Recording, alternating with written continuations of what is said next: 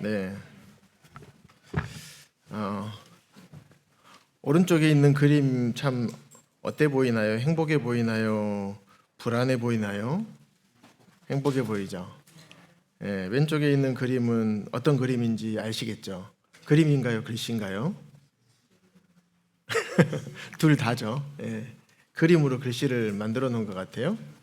그래서 한 장면이 혹시 생각나지 않으십니까? 요한복음 13장에서 예수님께서 12장까지가 세상 사람들에게, 세상에게 하시는 메시지였거든요. 그 13장부터 16장까지 잡히시기 몇 시간 전이에요.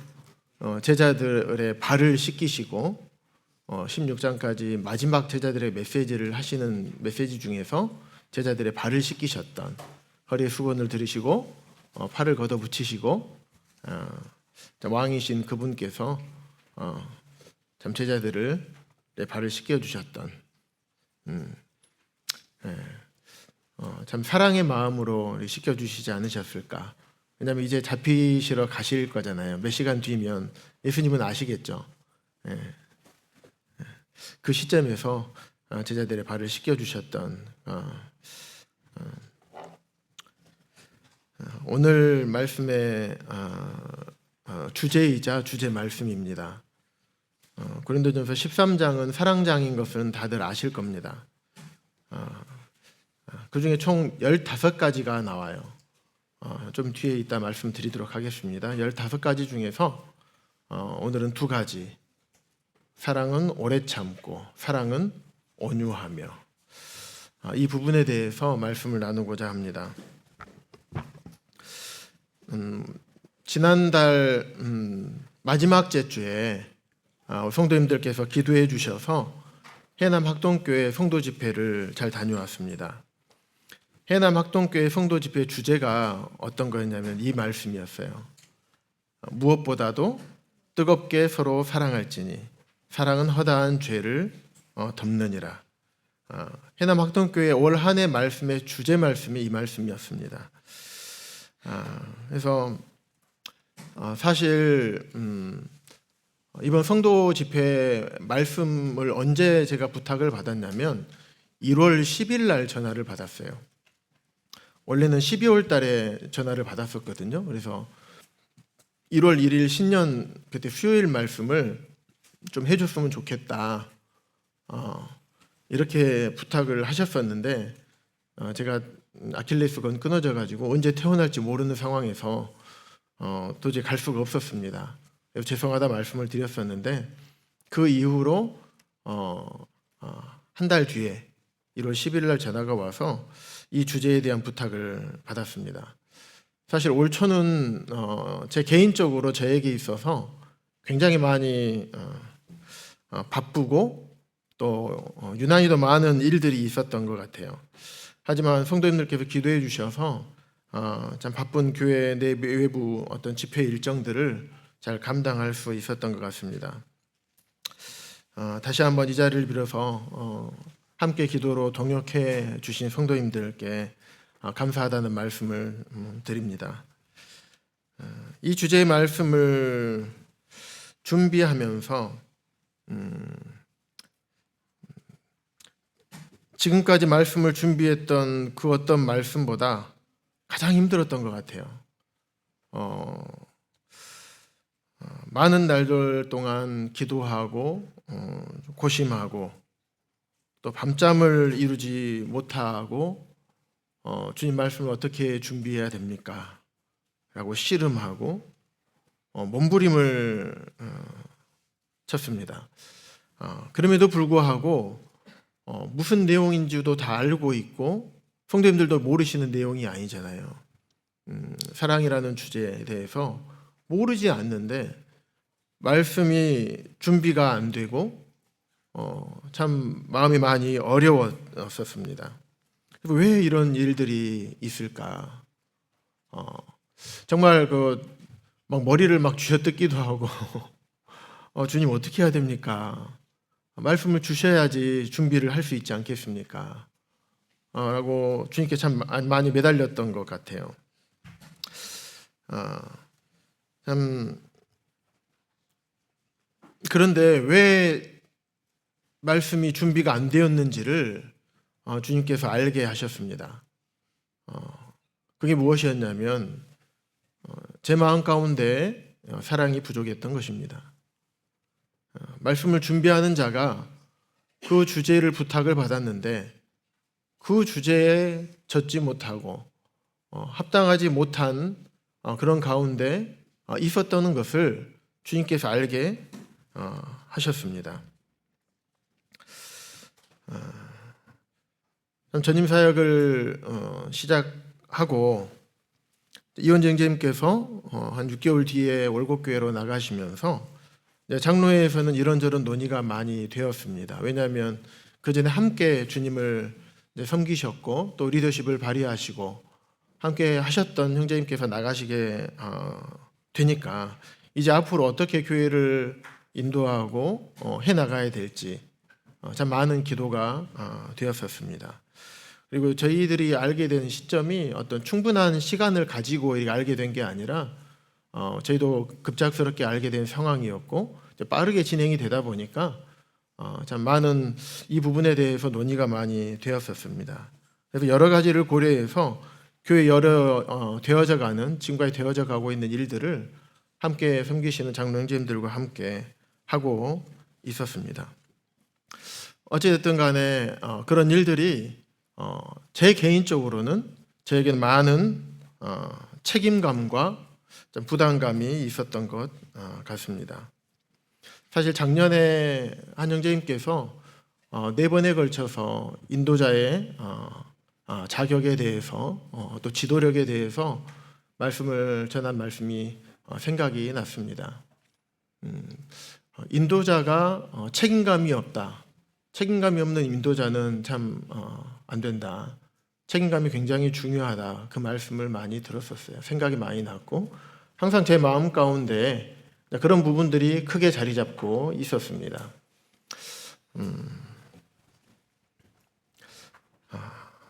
그런데 인도자로서 책임감은 없어서는 안 될 반드시 필요한 것입니다.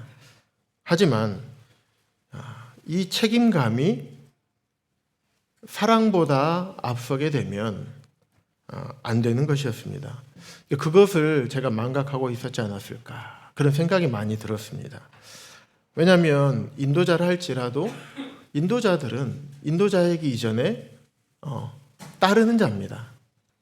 주님을 따르는 자고 주님을 따른다는 것은 주님의 말씀을 따른다는 거고 그 말씀에 순종하는 사람이라는 것입니다. 그래서 우리가 먼저 주님 말씀을 따라야 되고 먼저 주님 말씀에 순종하는 자가 되어야지 그 다음에 우리가 인도를 할 수 있고 하나님의 말씀에 따라서 말씀의 원리에 따라서 인도할 수 있다는 것을 다시 한번 주님께서 생각하게 해 주셨습니다.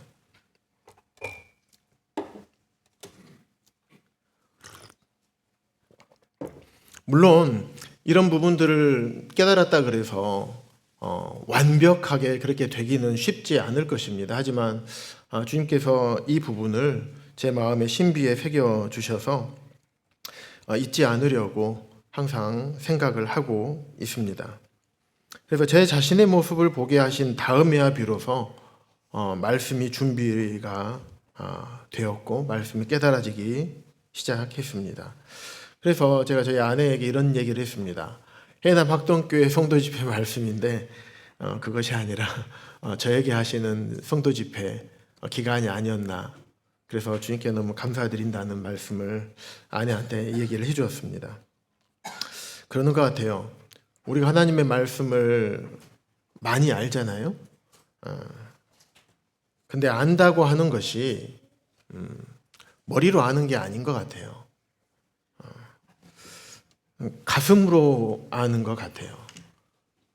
내가 가슴으로 알고 가슴으로 깨닫고 이것을 깨닫기 위해서 참 많은 인고의 시간과 몸부림치는 시간과 그러한 것들을 통해서 정말 삶으로 경험으로 깨달아졌을 때 그때 아는 것 같아요. 그래서 완벽하게 아는 것이 아니라 조금씩 알아가는 것 같습니다. 그래서 우리가 말로는 얼마든지 가르치고 말로는 얼마든지 말할 수 있지만 말하는 것이나 가르치는 것하고 실제로 우리가 행하는 것하고는 많이 다르다는 것은 잘 알고 있었지만 이번 계기를 통해서 다시 한번 몸소 깨닫게 되었습니다. 그래서 그것을 실제로 깨닫고 또 마음을 낮추고 정말 순종하는 것은 참 다른 것 같습니다. 그래서 이번에 해남학동교회 말씀 주제가 이거였어요. 무엇보다도 뜨겁게 서로 사랑할지니 사랑은 허다한 죄를 덮느니라. 사랑은 이런 역할을 한다는 말씀이 있었습니다.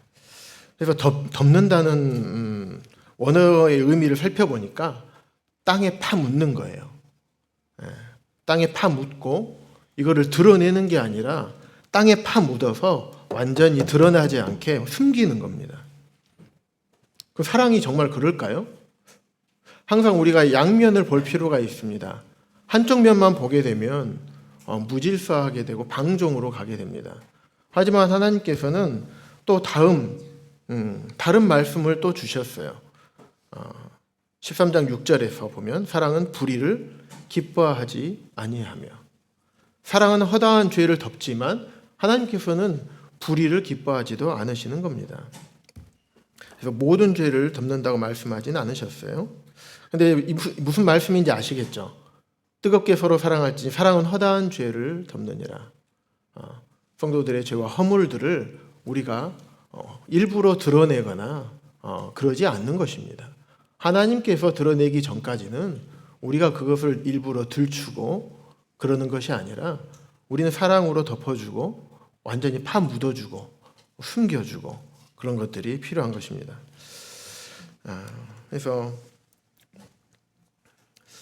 예수님께서 요한복음 13장에서 예수님께서 돌아가시기 불과 몇 시간도 남지 않았을 시기에 제자들을 불러놓고 제자들의 발을 씻겨 주셨습니다. 그리고 제자들에게 새 계명을 주셨습니다. 우리가 본받아야 될 본이 주님이시잖아요. 새 계명을 주셨어요. 그 새 계명이 뭔가 서로 사랑하라였습니다. 너희도 서로 사랑하라는 계명이었어요. 그런데 그냥 사랑하는 게 아니라 그냥 서로 사랑하는 것이 아니라 내가 너희를 사랑한 것 같이 내가 너희를 사랑한 것 같이 사랑하라고 말씀을 하신 겁니다. 이 새 계명은 이런 거예요. 그냥 단순히 사랑하는 게 아니라 내가 너희를 사랑한 것 같이 서로 사랑하는 것이 예수님께서 주신 새 계명입니다. 이 새 계명을 이해하지 못하면 그리스도인의 삶이나 전도도 마찬가지죠. 또 교회 인도력들, 지도력을 이해할 수가 없습니다. 또 성도들끼리 서로 이해할 수가 없게 됩니다. 다른 말씀 에베소서에 보면 교회를 위하여 자신을 주심같이 라는 표현이 되어 있습니다. 예수님께서는 우리를 사랑하셔서 자신의 생명을 십자가에서 주시기까지 우리를 사랑하셨다고 말씀하시고 내가 그렇게 너희를 사랑한 것처럼 너희도 서로 사랑하라고 말씀을 하고 있습니다. 예수님을 거절하고 채찍질하고 모욕하고 십자가에 못 박고 저주하는 그들까지 사랑하셨습니다. 이번에 복음 집회 때 말씀을 잘 들으셨을 것입니다. 그것을 우리 자신에게 적용해 보면 이 사랑은 나에게 잘해주거나 내 의견에 동조해주거나 나를 사랑해주고 좋아해주거나 나에게 긍정적인 태도를 보이는 그런 사람만 사랑하라는 것이 아니라 나를 비난하고 나를 뒤에서 욕하고 비판하고 심지어는 저주하는 사람들까지 사랑하라는 주님의 엄미한 명령이었던 것입니다. 마태복음 5장에도 보면 너희가 너희를 사랑하는 자만 사랑하면 무슨 상이 있겠느냐.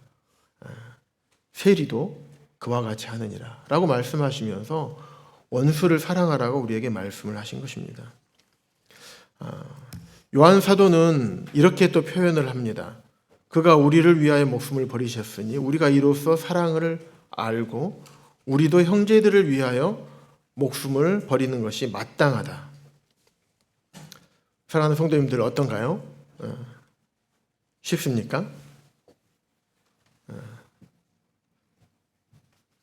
형제들을 위하여 목숨을 버리기까지 사랑하는 거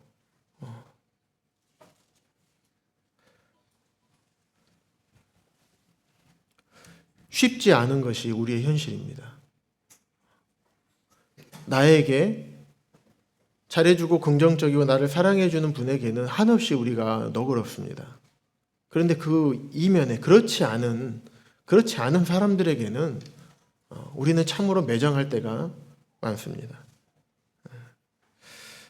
특별히 우리는 내 생각이나 내 고집, 내 자존심도 못 버리고 있는 것이 우리 모두의 현실입니다. 그래서 이 새 계명이, 이 새 언약이 우리 모두에게 적용되어야 합니다. 특별히 인도자들과 하나님의 말씀을 가르치는 교사들은 더더욱 이 부분에 우리가 적용이 먼저 되어야 합니다. 왜냐하면 인도하고 가르치는 위치에 있는 사람들은 많은 사람으로부터 주목이 되고 본이 되어야 되는 그 위치에 주님께서 맡겨주시고 또 그런 은사와 직분을 주셨기 때문에 그렇습니다. 제가 잘하고 있기 때문에 이런 말씀을 드리는 것이 아니라고 서두에 말씀을 드렸습니다. 주님께서 알게 하신 부분들을 성도님들과 함께 나누는 것임을 생각해 주시면 좋겠습니다. 뿐만 아니라 그 다음에는 우리 모든 성도님들, 모든 우리가 섬기고 있는 모든 섬김, 헌신, 또 상담하고 때로는 바로잡고 보호하고 섬기는 모든 사역에 이 새 계명으로 되어야 된다는 것을 우리에게 말씀하고 있습니다. 이 새 언약, 이 사랑이 굉장히 그만큼 중요한 것입니다. 그래서 우리가 혹시 이런 것 때문에 하나님의 말씀을 하나님께서 우리에게 새 언약으로 주신 이 사랑을 온전히 이해하지 못하고 온전히 실행하지 못하고 있는 것은 아닌가 한번 생각해 보면 좋겠습니다. 본문 말씀으로 들어가도록 하겠습니다. 오늘 고린도전서 13장 4절부터 7절까지 먼저 함께 읽도록 하겠습니다. 앞에 있으니까 보시고 함께 읽으면 좋겠습니다. 시작.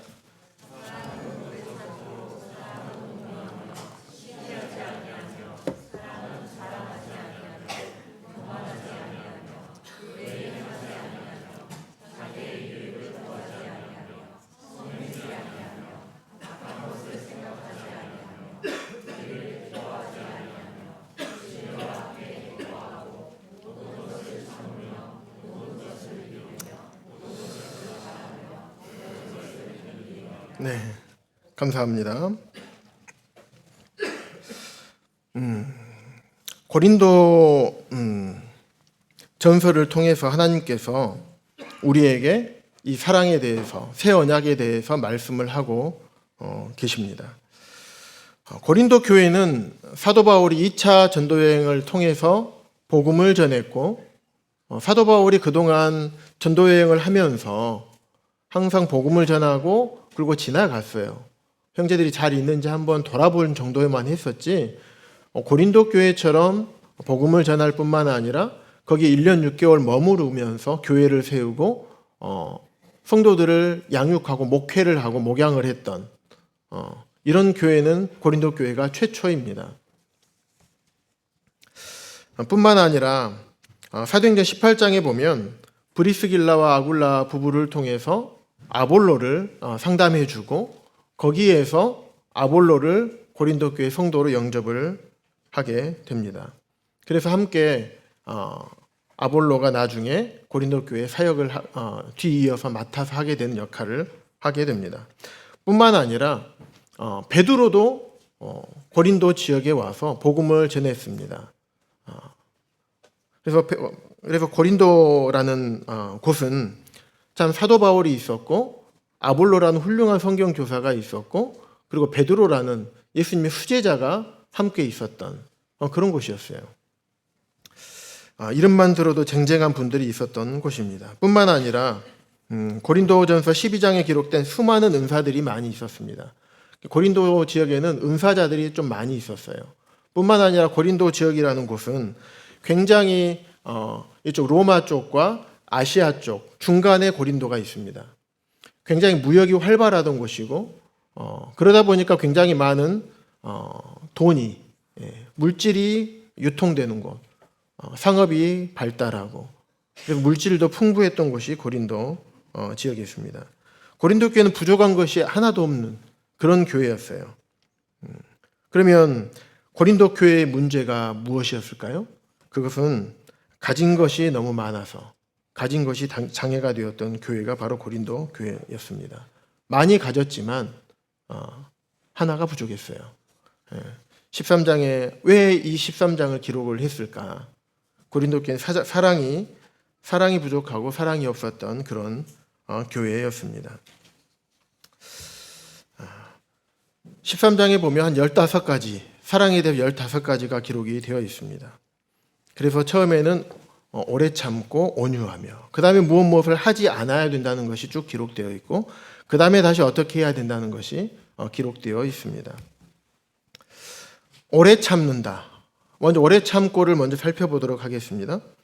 오래 참고는 헬라어로 끈기, 인내 이런 의미가 있어요. 그냥 아픈 것을 오래 참고 이런 것이 아니라 인격적인 모독이나 또 부당한 대우를 받을 때 쉽게 얘기하면 억울함을 당할 때 이럴 때 끈기를 가지고 인내하는 거 뭐냐면 보복하거나 우리가 막 그렇게 하고 싶잖아요. 화내고 싶고 그런데 그러지 않는 것이 오래 참고라는 의미입니다. 특히 부부간에 우리 성도님들 어떻습니까? 부부간에 참 그런 경우들 많이 있죠. 종종 있죠. 네. 때로는 가족 간에도 있어요. 부모 자식 간에도 있어요. 때로는 자녀들끼리도 그런 일들이 있습니다. 교회는 어떻습니까? 교회 안에도 그런 일이 있을 수가 있습니다. 성도끼리 그런 일이 있을 수 있고 성도와 인도자와의 관계 가운데서 그런 문제가 있을 수도 있습니다. 때로 인도자들끼리 이런 일들이 있을 수도 있습니다.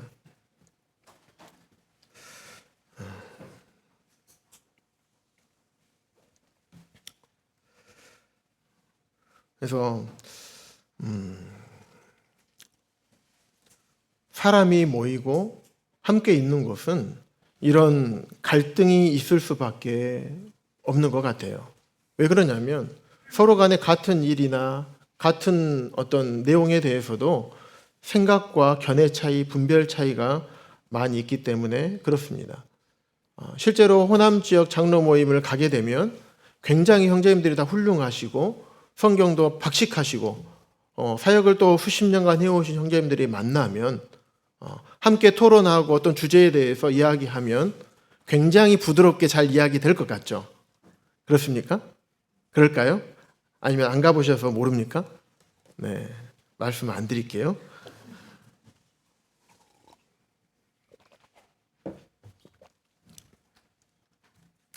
많이 다릅니다. 이 다름을 우리가 인정하지 않으면 다툼이 일어납니다. 다름을 이해하지 않으면 오해가 생겨요.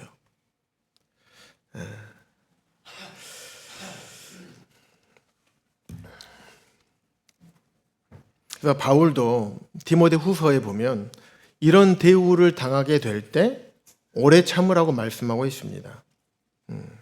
주의 종은 마땅히 다투지 아니하고 주의 종에 대해서 얘기하고 있죠. 목회서 신서죠. 그래서 먼저 인도하는 인도자들이 이 말씀에 적용을 해야 됩니다. 마땅히 다투지 아니하고 모든 사람에 대하여 온유하며 가르치기를 잘하며 참으며 거역하는 자를 온유함으로 훈계해라.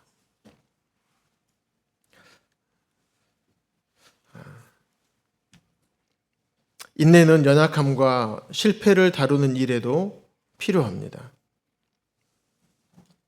그래서 가르침으로 경책하고 경계하고 권면할 때에도 오래 참음으로 하라고 말씀하고 있습니다. 또 게으른 자들을 권계할 때도 오래 참으라고 말씀하고 계십니다. 왜냐하면 이 모든 것들을 깨닫게 하는 분은 사람이 아닙니다. 사람의 말로 깨달을 수가 없어요. 사람은 쉽게 깨닫지 못합니다. 왜냐하면 우리의 고집과 아집, 우리의 생각, 우리의 분별, 나의 고정관념, 내가 살아왔던 또 내가 눈으로 보고 들었던 것들을 내 안에 재생산해내기 때문에 이런 것들로 내가 가지고 있는 어떤 프레임들이 틀이 있을 수가 있어요. 그러다 보면 이게 쉽게 깨지지가 않습니다. 그런데 이것을 누가 바꿔주시는가? 하나님이 바꿔주시는 거예요. 그래서 우리가 인내함으로 훈계해야 되고 뒤에 나중에 말씀 전해드리겠지만 온유함으로 해야 되는 것입니다.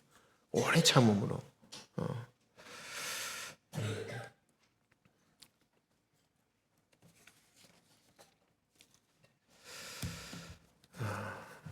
만약에 목자로서 바울, 고린도 교회를 목회를 했었다고 말씀을 드렸습니다. 이 목자가 고린도 성도들에 대해서 오래 참음이 없었다면 어떤 일이 일어났을까? 이 뒤에 제가 말씀을 드릴 거예요. 고린도 교회 성도들과 사도 바울과 어떠한 어려움들이 있었는지. 그래서 고린도서 6장에 많이 견디는 것, 오래 참음, 자비함 이런 것들을 많이 기록을 해 놓았습니다. 그래서 만약에 목자로서 바울이 오래 참지 않았으면 자비함과 온유함이 없었다면 아마 바울과 고린도 성도들은 서로 갈라졌을 것입니다. 그리고 고린도 교회는 현재 남아있지 않을 것입니다. 그럼 살펴보도록 하겠습니다. 고린도전서에 보면 고린도전서는 크게 4번의 책망과 그리고 고린도 성도들이 사도 바울에게 이거는 어떻게 해야 될까요? 라고 했던 질문들에 대한 답으로 기록이 되어 있습니다. 4번의 책망은 1장부터 6장까지 기록되어 있어요. 그래서 4번 책망하셨는데 첫 번째 책망은 뭐냐? 고린도 교회 1장부터 4장까지 분열이 되고 있었어요. 아까 말씀드렸던 것처럼 사도 바울이 복음 전했고 목회를 했습니다. 아볼로 훌륭한 성경 교사였어요. 그리고 훌륭한 수제자였던 베드로 사도도 있었죠. 그리고 또 한 파는 예수파. 4가지 파로 분열이 되고 있었습니다. 그 일꾼들이 바울과 아볼로와 베드로가 서로 파를 나눈 게 아니라 그를 따르는 추종하는 그런 성도들이 그렇게 파가 나뉘어져 있었던 것입니다. 그 다음에 5장에 보면 계모를 취하는 아마 아버지의 아내죠. 친엄마는 아니지만 계모를 취하는 부도덕한 사건을 고린도 교회가 알면서도 그 사건을 용납한 거예요. 다시 말하면 징계하지 않은 것입니다. 그래서 쓴 거예요. 그 다음에 세상 법정에 고소하는 사건이 있었어요. 그리고 또 한 가지는 성적인 부도덕. 신전에 제사를 드리는데 거기에서 남자 창기들과 동성연애를 하고 문란한 성생활을 했던 것입니다. 그럼에도 불구하고 그런 것들이 고쳐지지 않고 있었던 것입니다. 그래서 이 4가지를 책망을 했습니다. 그 다음에 결혼에 대해서 어떻게 해야 될까요?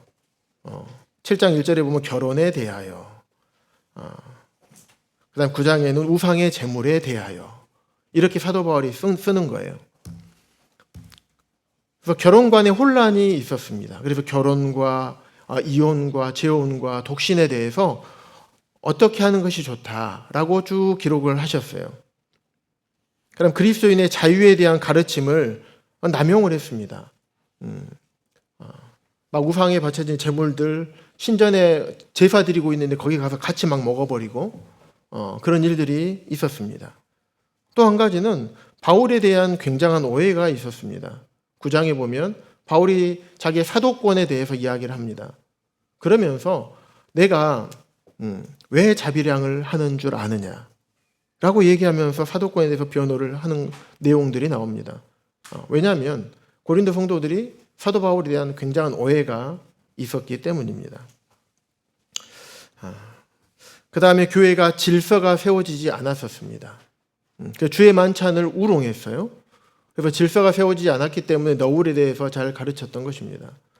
왜냐하면 고린도가 가운데 있고 이쪽에 로마가 있고 이쪽엔 아시아가 있고 이쪽에는 또 아시아 지역이 있고 그 다음에 예루살렘이 있습니다.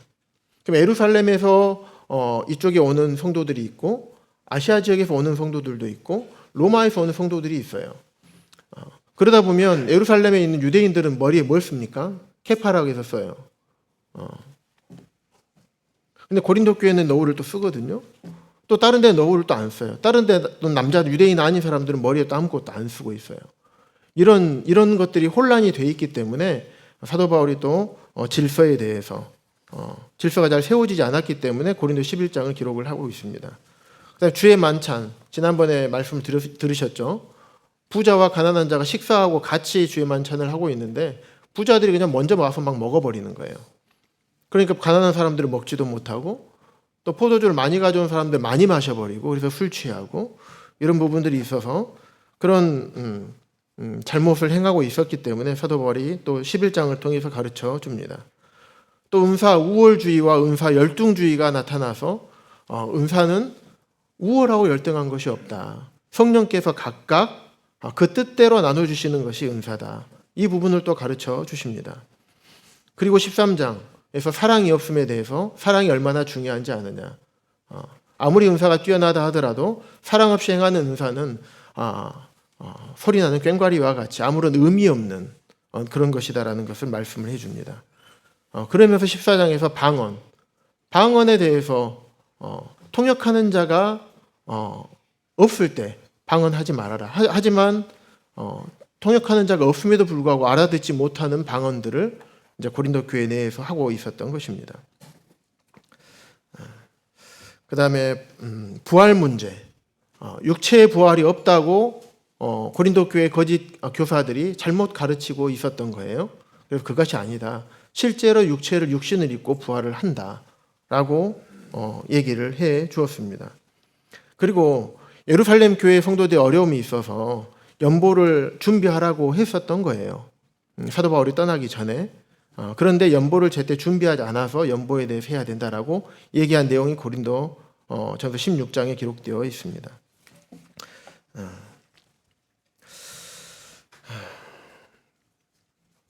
보시면 사도 바울이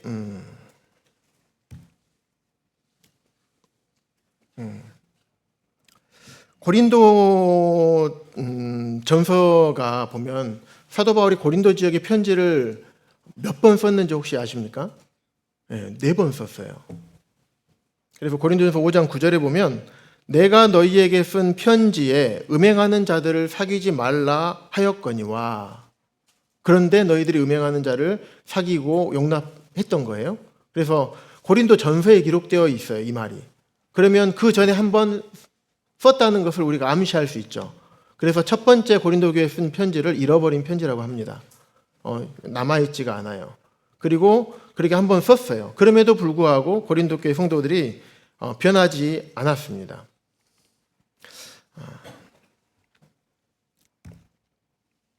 그래서 사도 바울이 수리아 안디옥 교회에서 이제 전도 여행을 하면서 고린도에 갔다가 에베소에 갑니다. 그래서 에베소에서 고린도 전서를 1차 편지를 쓰고 그 다음에 고린도 전서를 쓰게 됩니다.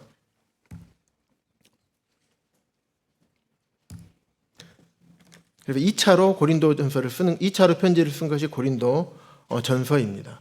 1장 11절에 보면 내가 근로의 지편으로 너희에 대한 말이 내게 들리니 곧 너희 가운데 분쟁이 있다는 것이다 라고 얘기하면서 편지를 쭉 써가고 있거든요. 그래서 고린도 교회에서 이 근로의 집 성도님들과 그 주변에 있는 몇몇 성도님들이 에베소에 있는 사도 바울에게 왔던 것 같아요.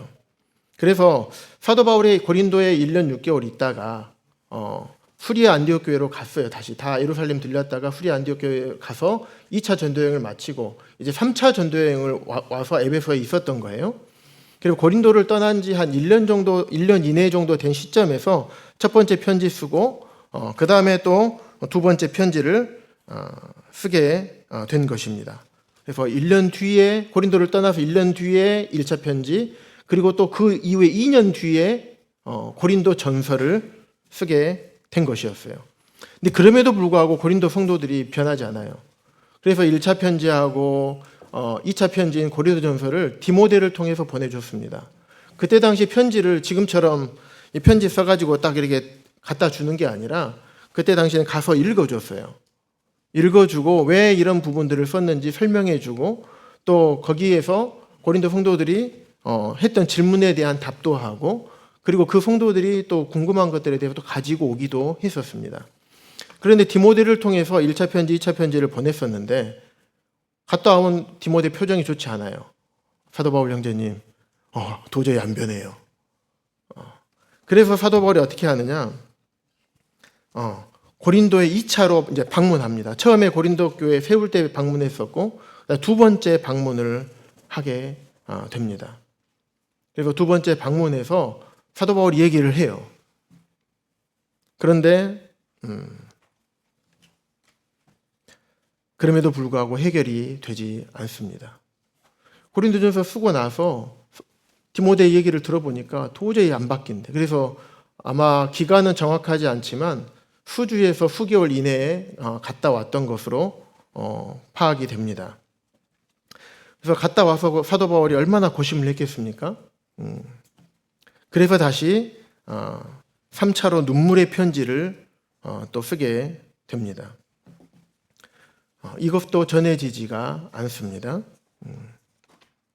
그래서 눈물의 편지를 써서 기존에 썼던 고린도 전서나 1차 편지보다 더 강한 어조로 사도 바울이 썼습니다. 그럼에도 그리고 나서 디도를 통해서 이 눈물의 편지를 보내줍니다.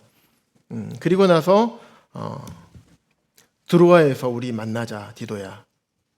내가 너를 정말 디모데와 같이 디모데가 갔다 와서 그 좋지 않은 표정으로 나를 보기 원치 않는다. 정말 디도 너를 통해서 내가 고린도에 다시 편지를 쓸 건데 좋은 소식을 가지고 왔으면 좋겠다 라고 하면서 우리가 드로아에서 만나자 하고 사도 바울이 드로아로 갑니다.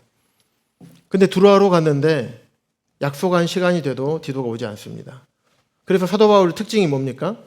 어딜 가면 계속 복음을 전하죠. 그래 드로아에서 엄청나게 구원의 역사가 일어나게 됩니다. 근데 그럼에도 불구하고 사도 바울이 계속 고린도 교회에 낙심이 되고 고린도 교회에 대한 염려, 또 디도가 혹시 무슨 일이 생기지 않았을까라는 염려를 하면서 기다리다가 이제 사도 바울은 그래서 드로아에서 복음을 전하고 마게도냐 지역으로 넘어가게 됩니다. 거기에서 이제 디도가 그쪽으로 와가지고 디도를 만나게 됩니다. 그래서 디도의 소식을 들어보니까 고린도 성도들이 이 눈물의 편지를 받고 그동안 잘못했던 것들을 뉘우쳤습니다. 뒤에 말씀을 드리겠지만 고린도 성도들이 사도 바울에 대한 좋지 않은 많은 일들이 있었습니다. 후욕도 하고 비난하고 오해하고 심지어는 모함하기도 하고 조롱하기도 하고 그랬었습니다. 그 거짓 선지자들이 거기에 대해서 얘기를 하니까 거기에 또 동조하는 세력들도 있었고 그런데 많은 성도들이 그렇게 하고 있는 것을 알면서도 그럼에도 불구하고 사도 바울을 변호해 주거나 그러지 않았어요. 침묵하고 있었던 것입니다. 침묵은 암묵적인 동의잖아요. 그래서 사도 바울이 계속 마음이 어려웠던 것입니다. 그것이 아니라고, 너희들이 그것들이 잘못됐다라고 얘기를 했던 것이에요. 그런데 드디어 눈물의 편지를 통해서 고린도 교회 성도들이 돌이켰습니다. 그래서 네 번째로 고린도 후서를 쓰는 것입니다. 고린도 후서 1장과 7장에 보면 고린도 성도들 참 기존에 있던 것들을 거짓 선지자들의 선동과 또 우리가 오해하고 있던 것들이 다 회개했고 그 전에 고치지 않았던 것들을 너희들이 다 돌이켰다는 소식을 듣고 고맙다, 감사하다라는 표현을 위로라는 단어를 사용해서 여러 번 기록을 하고 있습니다. 그리고 마지막으로 이제 고린도에 실제로 방문을 해서 거기에서 다시 3개월을 더 머물고 거기서 로마서를 씁니다. 간단하게 말씀을 드렸고요. 그러면 바울을 향해 고린도 성도들이 어떤 도전을 했는가? 우리가 보고 싶은 것은 뭐냐면 바울의 오래 참음입니다. 고린도 성도들을 향한 오래 참음, 인내, 그리고 자비, 온유, 이런 부분들을 보고자 말씀을 나누도록 하겠습니다. 고린도전서에 이런 얘기를 해요. 사도 바울에게. 그는 아볼로처럼 말에 힘이 없고 말에 뛰어나지 않아.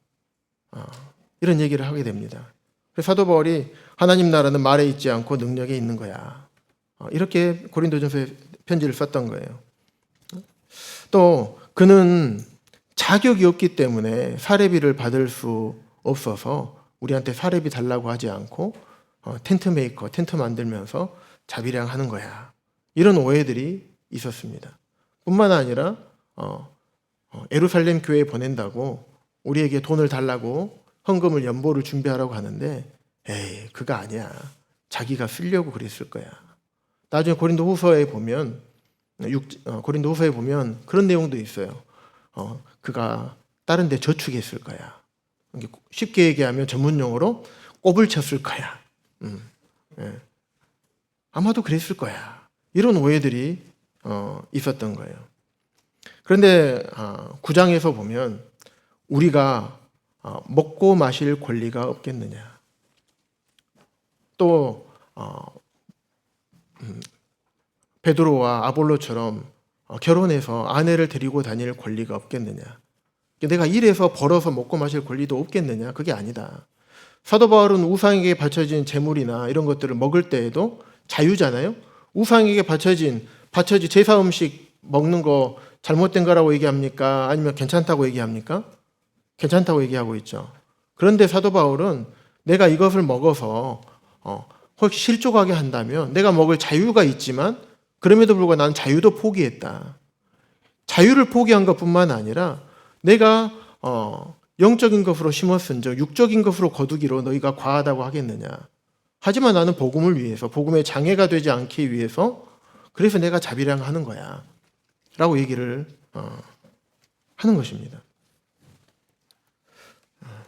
사도 바울은 자유를 포기한 것뿐만 아니라 권리까지도 포기했었어요. 권리라는 것은 당연히 누릴 수 있는 거죠. 당연히 받아야 되는 거지만 그것까지도 포기했어요. 그런데 고린도 성도들은 그렇게 얘기를 하는 거예요. 사도 바울 오해했던 것입니다. 그러면서 바울이 이렇게 얘기해요. 너희들을 가르치고 있는 거짓 교사들, 잘못 얘기하는 사람들, 그런 사람들도 너희에 대해서 권리를 가졌거든. 그 사람들도 너희에게 사례비를 받지 않느냐. 하지만 내가 이 권리를 쓰지 아니하고 범사에 참는 것은 그리스도의 복음에 아무런 장애가 없게 하려 함이로다. 사도 바울은 이렇게 변호를 하고 있습니다. 또 고린도에서 그는 예루살렘 청거서 가져왔냐? 청거서도 없지 않냐? 청거서도 없는데 뭔 자기가 사도라고 얘기하느냐? 그래서 참 말이 안 되잖아요. 고린도 교회는 너희들이 청거서다. 내가 복음 전했고 나를 통해서 복음을 들었고 구원받고 그리고 가르침 받았지 않느냐. 근데 내가 무슨 청거서를 가져와야 되느냐. 이런 얘기들을 하는 거예요. 그리고 바울은 대면하면 대면하면 유순하나. 뭐냐면 앞에서는 부드럽게 할 말도 못하더니 부드러운 얘기만 하더니 뒤에 가서 편지 쓰는 거 보니까 아주 신랄하게 우리 잘못을 막 기록해놓고 이러는 거 아니냐. 쉽게 얘기하면 겉과 속이 다른 사람 아니냐. 이중인격자 아니냐.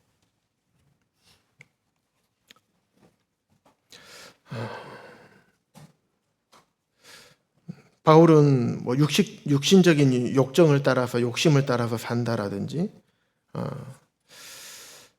뭐 바울은 권위주의적이다. 뭐 이런 얘기들도 합니다. 근데 사도 바울이 권위를 사용한 적이 있다. 하지만 그 권위를 사용한 것은 교회를 세우기 위해서 권위를 사용했다라고 얘기를 하는 거예요. 그리고 편지는 무게가 있지만 사도 바울은 말은 시원하지 않다. 뭐 고린도서 10장에 그런 내용이 나와 있죠. 근데 실제로 문헌에 살펴보면 실제로 바울이 뭐 말 더듬는 증상도 있었다라는 기록도 있습니다.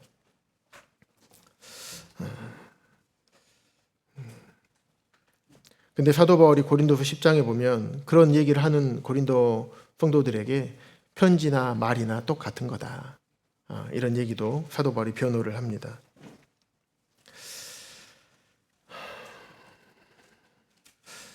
또 이런 얘기도 합니다. 왜 우리 여기까지 와가지고 복음 전해가지고 우리에게 복음 전하고 가르쳐가지고 우리 힘들게 하냐? 우리 마음대로 이렇게 살게 냅두지. 누가 당신에게 우리가 복음 전해달라고 한 적이 있습니까? 그래서 사도 바울이 아니 다른 것이 아니 너희를 괴롭게 하는 게 아니라 나는 그냥 복음으로 너희에게 나아간 거야. 이렇게 얘기를 합니다. 아무튼 뭐 이런 내용들이 참 많이 있었어요. 그럼에도 불구하고 사도 바울은 우리가 이전에 살펴봤던 것처럼 1차로 편지 쓰고 또 2차로 편지 쓰고 그래도 안 되니까 그 먼 거리를 왕복을 하면 아마 한 달 이상은 걸렸을 거예요. 그 길을 왔다 갔다 해서 직접 찾아가서 얘기도 해보고 그래도 안 되니까 정말 눈물의 편지를 써서 또 디도에게 또 다시 보내보고 그리고 나중에 고린도후서를 읽어보면 사도 바울이 납작 엎드려서 내가 너희들에게 마음을 옹졸하게 쓴 것이 아니라 너희들이 나에게 마음을 옹졸하게 쓴 거야. 하지만 나는 너희들이 나에게 이렇게 했지만 나는 너희들에 대해서 마음을 내가 넓혔어. 그러니까 너희들도 나에 대해서 마음을 넓혀주면 좋겠다. 이런 편지를 고린도서 6장에서 또 기록을 하고 있습니다. 그 내 사랑하는 형제들아, 너희들은 내가 스승으로서 얘기하는 것이 아니라 아비의 마음으로 얘기한다. 고린도서 4장 15절에 보면 일만 스승이 있으니 아비는 많지 아니하니 내가 너희를 복음으로 낳았다라고 또 말씀하잖아요. 그런 말씀들을 살펴봤을 때 사도 바울은 고린도 성도들을 결코 어떤 자기의 어떤 마음대로 할 수 있는 어떤 아랫사람으로 본 것이 아니고 일반 사람으로 본 게 아니라 일반 성도로 본 게 아니라 정말 내 자녀처럼 내가 또 부모처럼 그렇게 고린도 성도들을 대했던 그래서 사도 바울은 고린도 성도들을 향해서 억제할 수 없는 사랑이 있었던 것 같아요. 그래서 내가 너희들을 위해서 재물도 사용한 거예요. 사도 바울은 물론 텐트 메이커도 했지만 사도 바울을 도왔던 수많은 여인들과 성도들이 있었어요. 또 마게도냐에서 사도 바울이 사역할 수 있도록 사역 자금도 헌신을 했었습니다. 근데 그런 것들을 고린도 성도들을 위해서 사용한 거예요. 자기 자신을 위해 사용한 것이 아니라 그리고 뿐만 아니라 자기 자신까지도 내가 내어주리니 너희를 더욱 사랑할수록 나는 사랑을 덜 받겠느냐. 그럼 고린도서 6장에 3절부터 6절까지 사도 바울이 얼마나 사도 바울 심정을 기록을 하고 있어요. 우리가 이 직분이 비방을 받지 않게 하려고 무엇에든지 아무에게도 거리끼게 하지 않고 모든 일에 하나님의 일꾼으로 자천하여 많이 견디는 것과 환난, 궁핍, 고난, 매맞음, 갇힘, 난동, 수고로움, 자지 못함, 먹지 못한 가운데서도 깨끗함과 지식과 오래 참음과 자비함과 성령의 감화와 거짓이 없는 사랑과 내가 고린도 너희들에게 복음 전하고 가르치는 이 모든 일 가운데에서 이 모든 것을 내가 감당한 것은 내 마음 가운데에서 고린도 성도들을 향해서 이 거짓이 없는 사랑으로 했었다. 그래서 사도 바울은 고린도 성도들 가운데 사도 바울을 음해하고 그런 분위기를 몰아갔던 거짓 교사들보다 거짓 교사들은 성도들을 사랑하지 않았어요. 그런데 그들보다 사도 바울은 고린도 성도들을 사랑했습니다. 그들의 영적인 건강을 위해서 자신을 희생하는 것을 즐거워했습니다. 근데 그들이 사도 바울에게 호전적이었습니까? 아니었잖아요. 그럼에도 불구하고 그런 성도들에게, 그런 고린도인들에게 자기 자신을 희생하는 것, 자기 재물 사용하고 자기 자신까지도 내어주는 것을 즐거워하고 아까워하지 않았습니다. 비록 사랑을 받지 못했을지라도. 바울에게는 나를 사랑해주고 자신을 사랑해주고 인정해주고 긍정적으로 봐주는 것이 중요한 게 아니었어요. 보답을 바라지 않았기 때문에 계속적으로 사랑을 할 수 있었던 것입니다. 주님도 우리에게 보답을 바라고 사랑하지 않았죠. 여기서 고린도 전서에 보면 사랑은 오래 참고 사랑은 온유하며 이 사랑이 아가페로 기록이 되어 있더라고요. 바라지 않고 주는 사랑.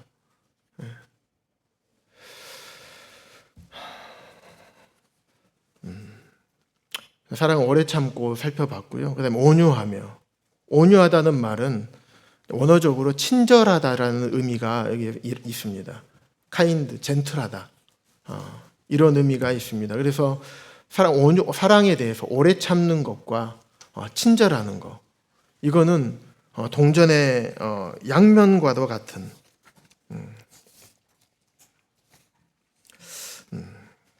그래서 사랑은 오래 참고 오래 참는다는 것은 뭐 적극적으로 뭘 하는 건 아니잖아요.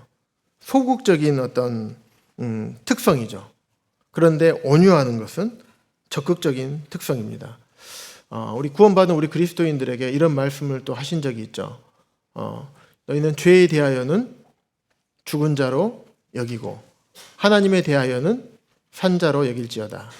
죄에 대해서는 우리가 소극적인 태도를 하는 것처럼 그리고 하나님에 대해서는 산 자로 생명력 있게 나아가야 되는 것처럼 우리가 사랑에 대해서 오래 참는 거, 막 드러내지 않고 화내지 않고 보복하지 않고 그 다음에 사랑은 온유하는 거, 보복하지 않을 뿐만 아니라 화내지 않을 뿐만 아니라 친절하게 대하는 거, 이것이 온유라고 합니다. 그래서 어떤 분은 이런 말을 했어요. 작업복을 입은 사랑이다. 작업복을 왜 입었을까요? 섬겨야 되니까. 그래서 어떻게 대하든지 간에 상관없이 친절하게 대하고 섬기는 것. 어떤 분은 이런 말씀도 했어요. 그에게 해를 끼치는 것은 곧 그로부터 친절을 얻는 길이다. 무슨 말이냐면 참 이 온유한 사람에게 막 잘못을 해요. 막 비방하고 모욕하고 굉장히 막 그 사람 기분을 나쁘게 하고 억울하게 하고 하지만 그 당하는 사람은 그것을 그대로 보복하는 게 아니라 오히려 그에게 친절을 베푸는 거, 원수를 사랑했던 거, 이쪽 뺨을 맞으면 이쪽 뺨을 돌려댔던 것처럼 예수님 우리가 십자가에 못 박았지만 예수님 우리를 용서하신 것처럼 예수님이 우리에게 베푸신 친절을 베푼 것처럼 그것이 온유라고 말씀하고 있습니다. 그래서 온몸에 문둥병이 걸린 사람을 어루만지신 이런 친절함, 온유함, 또 소경의 눈을 어루만지시고 줄인 군중들, 죄인들과 병자들을 불쌍히 여기시고 그들에게 친절하셨던 주님. 죄인과 아무도 또 가까이 가지 않는 참 페리의 친구가 참 되신 주님의 성품. 우리가 이런 주님의 원래 성품인 오래 참고와 온유함, 사도 바울의 모습을 우리가 살펴보았을 때 사도 바울의 모습도 참 주님을 많이 닮은 것 같아요. 우리도 참 이런 성품을 참 닮았으면 좋겠습니다. 제 자신부터 알게 하신 것만큼 또 그것보다 더 이런 성품을 담기를 원하는 마음이 참 있었습니다. 계시록 2장에 보면 에베소 교회가 나옵니다. 에베소 교회는 보면 참 열심히 섬겼던 것 같아요. 그 수고와 인내도 알아 잘 참았어요. 악한 자들 용납하지 않았어요. 잘한 거죠. 그리고 사도라 하되 사도가 아닌 자들을 시험해 가지고 거짓된 것을 다 드러냈어요. 그리고 내가 참고 주님의 이름을 위하여 견디고 또 부지런히 주님을 섬겼던 것을 아신다라고 말씀하고 있어요. 하지만 에베소 교회가 책망받았던 것은 뭐냐면 처음 사랑을 버린 것이었습니다. 그래서 그러므로 어디서 떨어졌는지를 생각하고 회개하여 처음 행위를 가지라. 만일 그리하지 아니하고 회개하지 아니하면 내가 내게 가서 내 촛대를 그 자리에서 옮기리라. 에베소 교회가 생기고 나서 약 100년 동안 사도 바울 에베소에서 3년 있었거든요. 제일 오래 있었어요. 그러면서 참 낮에 오침 시간에 사도 바울이 계속 두란노 서원에서 계속 가르쳤어요. 3년 동안. 그 결과로 1000년 동안 에베소 교회가 이어져 있었습니다. 지금은 에베소 교회는 교회터만 남아있어요. 오스만 투르크가 터키 지역을 다 점령하고 그러면서 완전히 교회들을 다 무너뜨려 버렸고 무슬림들만 있고 지하교회가 있는지는 모르겠습니다. 하지만 교회터만 남아있습니다. 하지만 고린도 교회는 어떤가요? 문제가 많았어요. 사랑도 없었습니다. 하지만 고린도 교회는 바울의 권면을 받아들이고 사랑을 회복했습니다. 그럼 현재 고린도 교회 보면 비문이 있어요. 예전에 있었던 고린도 교회는 아닌 것으로 분별이 되는데 거기에 보면 1대부터 1대 고린도 교회 목회 사역자 바울, 2대 아볼로, 3대 실라 뭐 이렇게 해가지고 1대부터 지금 89대까지 지금 이름이 쭉 기록되어 있는 맨 오른쪽 이쪽 맨 아래가 89자예요. 9자입니다. 89 지금 현재 하고 있는 2000년 초반부터 지금까지 하고 있는 목회 하고 계시는 이런 이름이 적어져 있어요. 그 이분이 이제 소천하시면 그 다음 이름이 또 90 해가지고 또 다음 목회자가 기록이 될 것입니다. 그래서 우리가 이 말씀들을 통해서 아무리 능력이 많고 아무리 다른 것들을 잘 하더라도 사랑이 없으면 아무것도 아닌 것처럼 처음 사랑을 우리가 버리고 잃어버리면 교회는 에베소 교회처럼 촛대가 옮겨질 것입니다. 옮겨지리라고 계시록에 말씀하시고 실제로 처음 사랑을 버리고 회복하지 않았기 때문에 에베소 교회가 실제로 없어졌습니다. 하지만 고린도 교회는 문제가 많았을지라도 처음 사랑을 회복했습니다. 그래서 지금도 남아 있는 것이죠. 참 우리 모두가 참 사랑이 회복되고 또 실제적으로 사랑의 지금 두 가지 항목을 우리 나눴는데요. 오래 참고 또 온유한 이 오래 참음과 온유함이 우리 동북교회 모든 성도님들에게 삶으로 실제로 이어지기를 간절히 바라는 마음이 있습니다. 기도하고 마치겠습니다.